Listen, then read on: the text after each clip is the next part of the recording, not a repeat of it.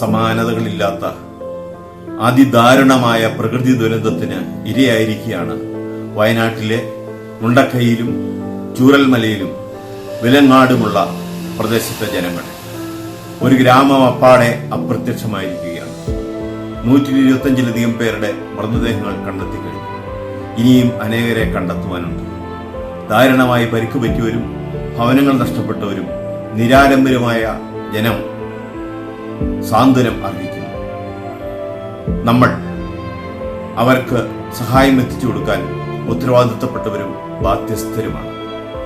കത്തോലിക്ക കോൺഗ്രസിന്റെ നേതൃത്വത്തിൽ എല്ലാ ഉത്തരവാദിത്തപ്പെട്ട രൂപതാ ഭാരവാഹികളെയും ഉൾപ്പെടുത്തിക്കൊണ്ട് ഹെൽപ്പ് ഡെസ്കുകൾ രൂപീകരിച്ചു കഴിഞ്ഞു.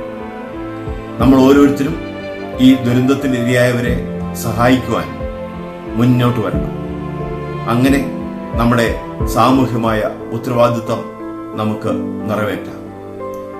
അനേക നാളുകൾ കൊണ്ട് കെട്ടിപ്പടുത്ത സ്വപ്നങ്ങളും പ്രതീക്ഷകളുമാണ് അതിദ്വാരണമായ പ്രകൃതി ദുരന്തത്തിൽ ഒരു നിമിഷം കൊണ്ട് ഇല്ലെന്നായിരിക്കുന്നു. മരണപ്പെട്ടവരോടും അവരുടെ കുടുംബങ്ങളോടുമുള്ള അനുശോചനം ഇവിടെ അറിയിക്കുന്നു. ഒറ്റക്കെട്ടായി ഒന്നിച്ചു നിന്നുകൊണ്ട് നമുക്ക് ഈ ദുരന്തത്തെ അതിജീവിക്കാൻ ആ പ്രദേശങ്ങളിലെ ജനങ്ങളോട് ഒപ്പം ചേർന്ന് അവർക്ക് വേണ്ടി പ്രവർത്തിക്കാം.